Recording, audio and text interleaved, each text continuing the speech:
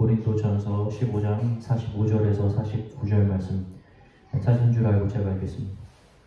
기록된 바 첫사람 아담은 생명이 되었다 함과 같이 마지막 아담은 살려주는 영이 되었나니 그러나 먼저는 신령한 사람이 아니요 육의 사람이요 그 다음에 신령한 사람이니라.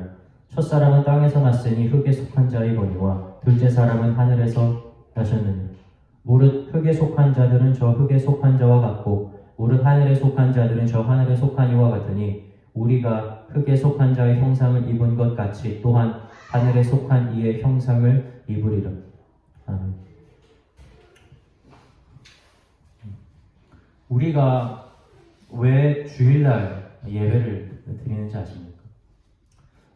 이스라엘 백성들에게 처음 명령을 주셨을 때는 안식일을 지키라고 하셨어요. 그날이 토요일이었거든요.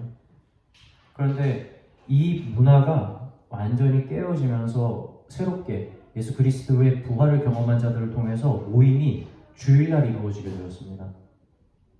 왜냐하면 예수 그리스도께서 부활하신 그날이 바로 안식일 그 다음 날이었기 때문에 요일로 따지면 토요일 다음날 일요일날 부활을 하신 거죠. 제자들이 그 날을 기념으로 삼은 겁니다. 부활은 그렇게 교회에게 중요한 거예요. 여러분이 지금 드리고 있는 주일 예배는 근본적으로 그래서 무엇을 기념하는 것이냐면 우리 예수 그리스도의 부활을 기념한다는 것을 여러분은 알고 계셔야 합니다. 지금 고린도 전서를 쓰는 당시에는 고린도 교회에 어떤 사람들이 있었냐면 부활이라고 하는 것을 아예 부정하는 사람들이 있었어요. 예수 그리스도의 부활뿐만 아니라 우리가 죽고 육신이 부활하는 것을 믿지 않는 자들이 있었죠. 그래서 바울은 부활이 얼마나 중요하고 부활이 우리의 삶에 어떠한 연관성이 있는지를 지금 적어서 고린도 교회에 편지로 써서 보내고 있는 것이죠. 부활이 없다면 우리의 지금 이 생은 마지막이에요. 죽어서 끝인 겁니다. 다시 살지 않으니까요. 그리고 만약 이 생의 삶이 진짜 마지막이라면 그 부활의 고통에 참여하고 그리고 그 모든 예수 그리스도로 인해서 고난을 받으면서 사는 여러분의 인생은 가장 비참한 삶인 겁니다. 이미 여기서 끝인 건데 우리가 다른 것을 위해서 더 고생하고 수고한다? 여러분 이거는 너무 불쌍한 삶인 거예요. 지금 무슨 기간입니까? 할로윈이라고 사람들 다 모여서 주변 곳곳에서 축제를 하고 있어요. 나무를 보십시오. 얼마나 아름답습니까? 단풍이 지고 지금 단풍놀이가 한참이 된 겁니다. 오늘 이날은 놀러가기 정말 좋은 날인 거예요. 날씨도 좋잖아요. 그죠? 근데 우리가 이 자리에 와서 예배를 드리고 있는 겁니다. 이 모든 것들을 포기할 만큼 예배를 소중히 여기는 겁니다. 그런데 그 가운데 우리가 부활을 믿지 않는다? 이 생이 마지막이라? 여러분 죄송하지만 그러면 진짜 여러분 불쌍한 삶 사는 거예요. 하나님께서 우리에게 주시고 싶은 것은 좋은 것입니다. 이거 우리가 얘기하는 게 아니에요. 예수님께서 말씀하셨어요. 예수님 기준으로 우리에게 좋은 것을 주시겠다고 하셨다고. 그럼 얼마나 좋은 겁니까? 세상의 모든 것들을 아무것도 아닌 것처럼 던져버리시는 예수님께서 우리에게 앞으로 입혀주시고 채워주실 그 모든 것들이 좋은 것이다라고 말씀하신다면 여러분 그것은 우리가 상상할 수 없을 만큼 좋은 거예요. 그런데 그 복이라고 하는 것이 무엇인지 그 성격을 자세하게 본다면 우리가 그것이 단지 이 생의 복이 아니라 내 생의 복이라는 것을 발견할 수 있는 겁니다. 예수님께서 마태복음에서 팔복에 대해서 말씀하시지 않습니까? 이 팔복에서 가르쳐주는 것이 무엇입니까? 우리가 이 땅에서 당할 것과 그것으로 인해서 나중에 채워심 받는 것에 대해서 계속해서 반복해서 보여주는 거예요.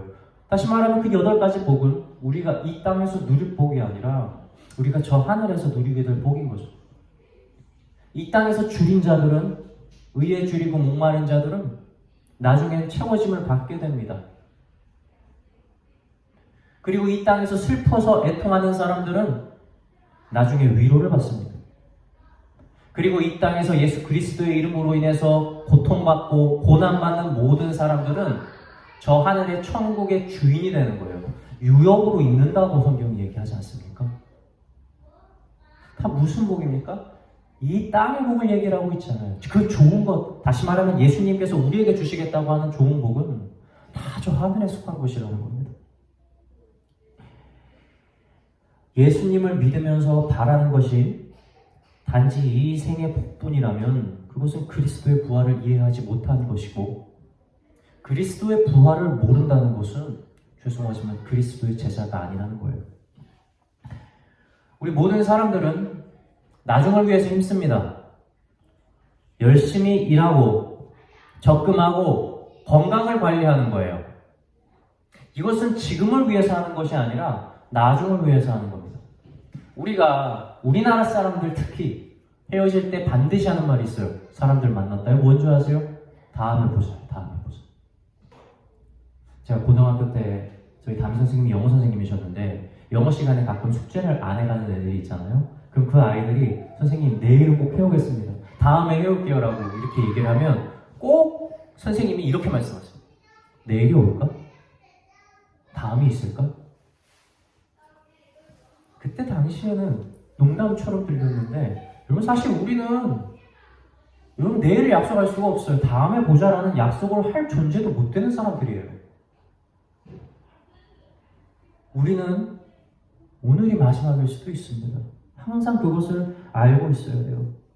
지금 국립묘지에 가면 계속해서 묘지를 파고 있습니다.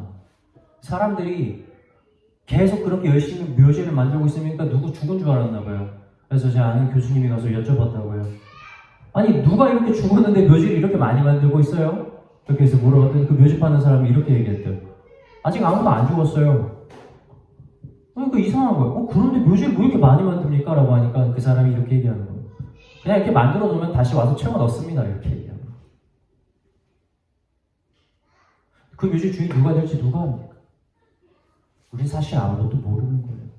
그런데 우리의 육신이 가르쳐준 습관이 있어요. 그게 뭐예요? 눈을 감고 뜨면 다음 날이 되는 거예요. 너무나 당연하게 습관이 된 거죠. 그렇게 내일이 있다는 것을 우리가 알게 된 거예요. 계속해서 반복되어진 일상 가운데 그렇게 돼서 우리가 내일이 있다는 것을 확신하게 되니까 어떻게 합니까? 내일을 위해서 사는 삶을 살 수 있는 겁니다. 얼마나 모으는 게 힘들고 여러분 얼마나 사실 현실을 참아내고 다 인내하고 말이에요. 건강 유지하는 것도 뭐 쉬운 줄 아십니까? 건강 유지하려면 지금 내 입에 맞는 것들 포기해야 되는 것도 많고 내 시간 투자해서 운동해야 되는 것도 많이 있잖아요. 근데 이걸 왜 하는 거예요? 내일 있잖아요. 내일.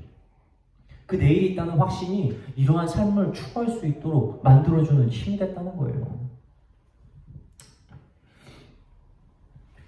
얼마나 놀고 싶고 얼마나 내가 원하는 거 사고 싶습니까? 다 알아요. 제가 저기 용인에 있는 한 큰 놀이공원의 아이들 연간이용권을 여러 번 끊다 보니까 이게 1년에 쓸 수 있는 또 15,000원씩 이렇게 포인트를 넣어주더라고요. 카드별로. 그거 언제 써요? 평일 때 잘 안 써요. 거의 맨 마지막에 갔을 때 이제 오늘이 연간이용권 끝나는 날이다. 이제 곧 끝난다라고 할 때 그때 확인해가지고 그때 애들 사고 싶은 거 먹고 싶은 거 사줍니다. 참는 거예요. 먹고 싶은 게 없었겠습니까? 애들 사고 싶은 거 없었겠어요? 혹시나 모르니까 나중을 위해서 대비하는 겁니다. 그런데 내일이 마지막이니까, 오늘이 마지막이니까 다 쓰는 거예요. 얼마나 우리 마음은 사실 그래요. 그런데 내일이 있다라는 게 그 모든 것들을 인내할 수 있는 힘을 주는 거예요. 사랑하는 성도 여러분, 우리가 성령을 따라서 살 수 있는 힘, 하나님의 말씀에 순종하면서 살 수 있는 힘은 어디서 오는 줄 아세요? 이것과 동일합니다. 부활을 바라봐야 돼요. 우리에게 저 하늘의 삶이 있다는 것, 예수님께서 우리에게 주시는 상이 있다는 것, 우리가 유업으로 받을 것이 있다는 것이 확신이 들어야 여러분 오늘 영적으로 인내할 수 있고 영적으로 참을 수 있는 거예요. 그렇지 않고선 여러분 절대 육신의 삶을 우리가 이겨낼 수가 없습니다. 우리 안에 믿음이 있고 성령의 역사를 경험했고 말씀을 알고 있어도 죄송하지만 우리 육신은요 계속해서 세상의 것들을 사랑하고 이것을 쫓으라고 우리를 추구합니다. 우리를 이끌어가고 계속해서 격려해요. 믿음을 가진다는 건 이 모든 유혹으로부터 자유를 얻는 게 아닙니다, 여러분.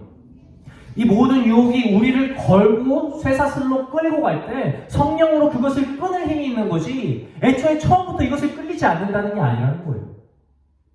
우리는 계속해서 그런 거예요. 그래서 사도 바울은 맨날마다 이 쇠사슬을 끊는 작업을 합니다. 그것을 뭐라고 표현하면 나는 매일마다 내 육신을 십자가에 못 박는다라고 얘기하는 거예요. 십자가에 못 박는다라는 것은 무엇을 의미합니까? 첫 번째는 육신의 죽음을 의미해요. 육신에서 오는 반응을 내 몸이 반응하려고 하지만 반응하지 않을 수 있는 거예요. 나는 그것에 대해서 죽은 거니까. 이제 더 이상 끌려가자. 마치 술이나 담배에 중독된 사람이 이제 끊을 힘을 얻은 것처럼 이제 더 이상 끌려가는 힘이, 더 이상 자기에게 작용하지 않도록 맨날 끊는 거죠. 둘째는 무엇입니까? 십자가에서 죽어서 끝이 아니에요. 하나님, 우리 예수님으로부터 오신 새로운 생명을 받고 영적인 삶을 살아간다는 겁니다. 그 삶을 살아갈 때 비로소 우리가 새로운 힘을 얻고 부활의 삶을 살아가는데 힘이 생긴다는 거죠.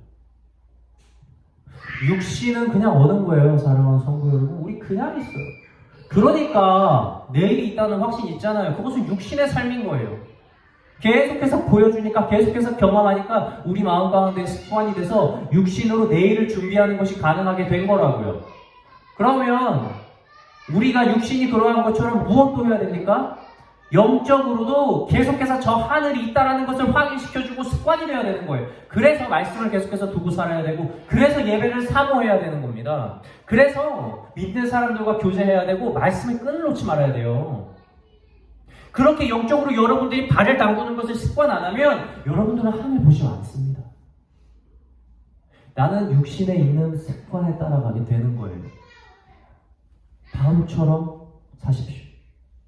바울처럼 매일마다 끊는 것을 훈련해서 이제 하늘을 바라보고 사는 것이 습관이 된 사람. 그래서 이 땅에서의 육신을 위한 삶의 선택이 왔을 때 과감하게 그것을 끊고 하늘의 보화에 투자하는 그렇게 값진 삶을 살아가는 저와 성도 여러분이 되시길 주님의 이름으로 축원합니다. 만약 말씀을 들었어요. 내 말씀을 알아요.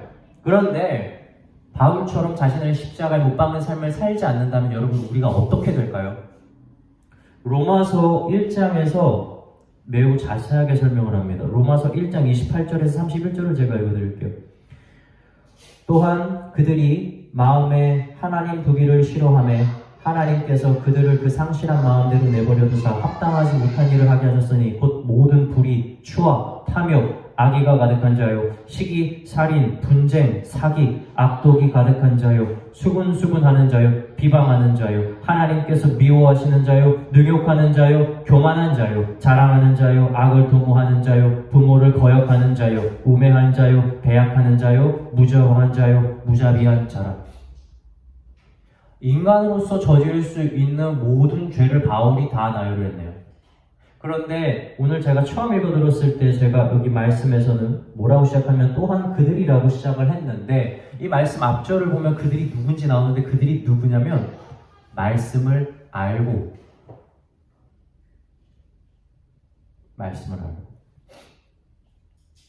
하나님의 말씀이 알고, 그것이 죄인 줄을 알면서도 죄를 저지르는 자들에 대한 죄를 나열한 겁니다. 하나님께서 그들이 죄를 짓는 것이 그들이 스스로 부끄러워지도록 그냥 그대로 두었다고 성경이 얘기하고 있는 겁니다.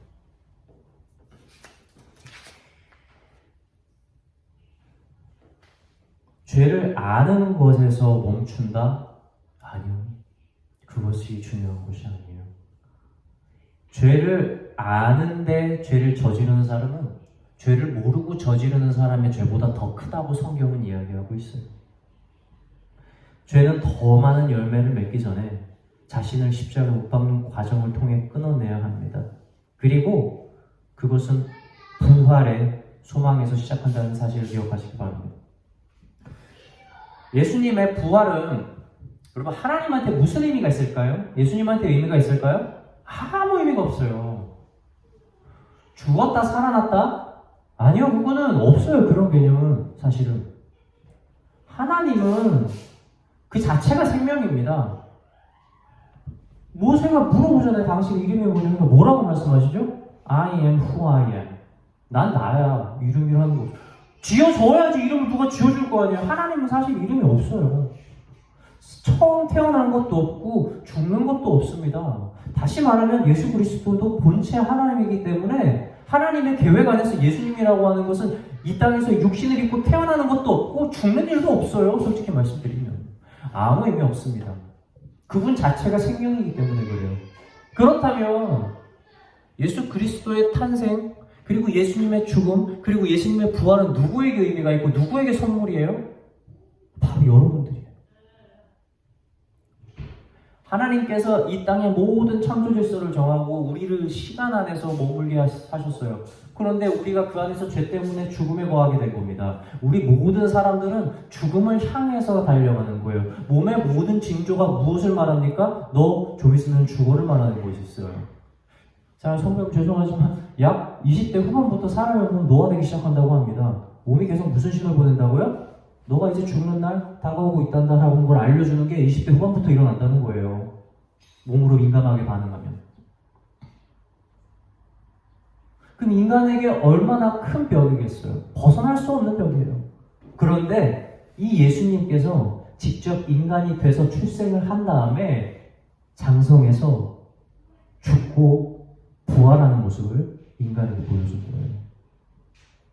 그 전까지 모든 사람들은 이 생에서 맞이하는 죽음을 자신의 끝으로 여길 수밖에 없는 삶을 살아갔어요. 그런데 실제로 그것을 이겨내는 것을 육신의 눈으로 보게 된 겁니다. 그래서 부활이 큰 사건인 거예요. 그래서 그리스도인들이 그 부활을 기념하면서 주일날 모일 수밖에 없었던 겁니다.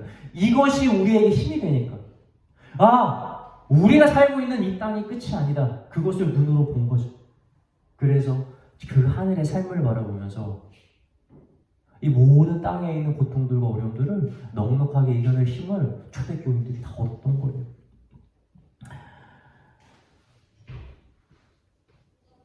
바울은 부활의 의미를 설명하면서 참 재밌는 것이 있어요. 뭐냐면 예수님이라는 이름을 안 썼어요. 뭐라고 썼죠? 성경 한번 볼까요?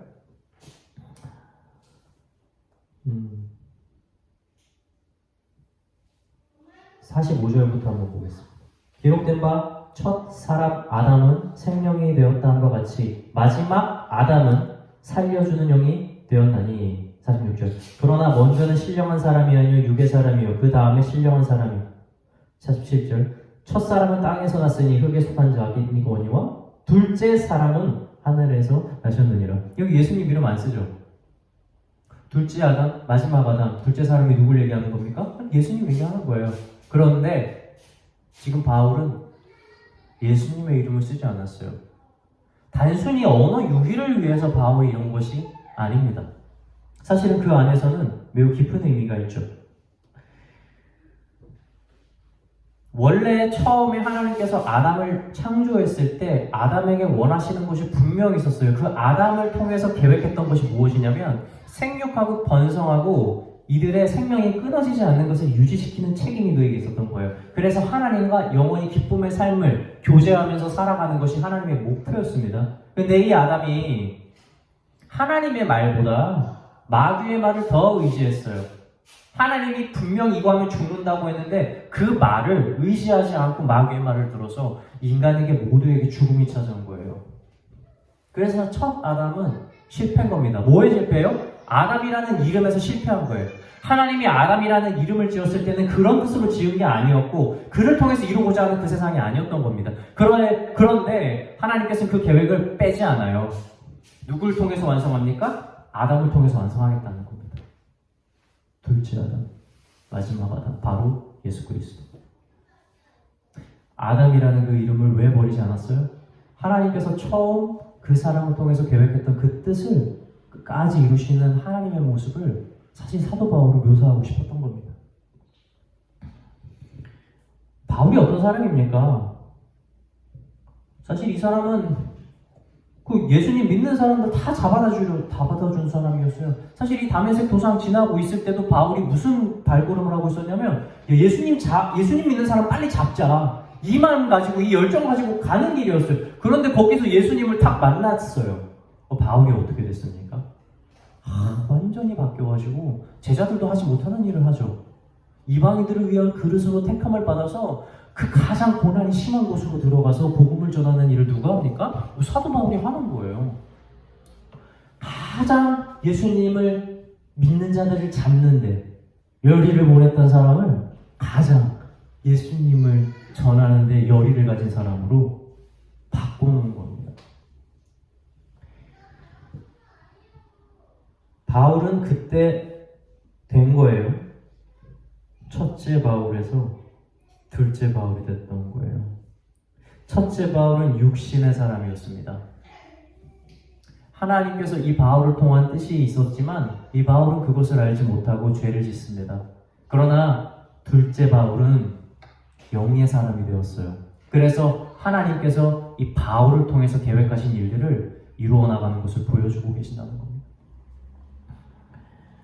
비록 자신의 신분이나 외모나 능력, 그리고 사람들이 그를 바라보는 시선까지 바뀐 것은 아무것도 없었지만 그는 그 순간 완전히 새로운 사람이 되어서 복음을 위해 생명을 아끼지 않는 전천후 제자의 모습을 보여주었습니다.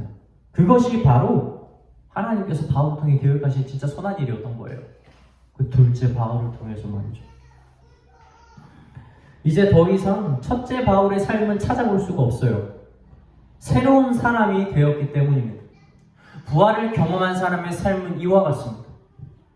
우리가 거듭났다고 해서 예수 그리스도의 부활을 자기 것이라고 받아들였다고 해서 바뀌는 거 대단히 없어요. 외모가 바뀌겠습니까? 편판이 바뀌겠습니까? 능력이 더 생기겠어요? 그런 거 없습니다. 그런데 우리 내면의 사람이, 우리 속사람이 완전히 바뀌어서 전혀 다른 삶을 살아가는 거예요. 그러한 삶을 사는 사람이 바로 둘째 사람의 삶을 사는 겁니다. 이런 사람은 더 이상 첫째 사람의 삶이 없어요. 아이들한테 곤충이랑 이런 것들 가끔씩 보여줄 때 있잖아요. 이제 아이들 자라보면 책을 보면 동물이랑 곤충 나오잖아요. 그때 아이들이 제일 신기해하는 게 뭔지 아세요? 나비가 한때 애벌레였다는 사실. 말이 안 되잖아요. 동일성이 하나도 없어. 비슷하지도 않아요. 그런데 그 번데기라는 과정을 거쳐서 완전히 다른 것이 되는 거예요. 믿음의 사람의 변화가 여러분 이것과 같습니다.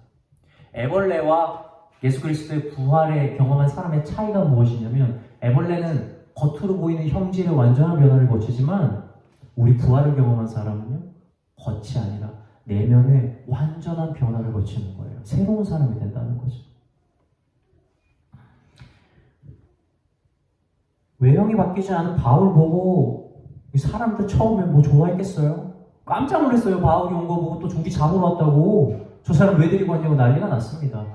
물론 바나바가 그 옆에서 제자들을 설득해주고 한 것들은 있지만 진짜 그들을 설득한 것은 무엇이었냐면 바울이 자신의 내면이 완전히 변화된 것으로 그들을 설득한 거예요. 저는 그러한 변화, 하나님께서 우리를 향해 계획한 둘째 사람의 그 역사가 우리 가운데에서 온전하게 일어나는 복이 있기를 주님의 이름으로 축원합니다. 말씀을 마치고자 합니다. 애벌레의 목적은 나비가 되는 것입니다. 그러나 그 나비가 되기 위해서는 반드시 번데기라는 과정을 거쳐야 합니다. 그렇게 나비가 되면 그 애벌레는 더 이상 나비라고 불리지 않아요. 씨앗의 목적은 열매를 맺는 것입니다.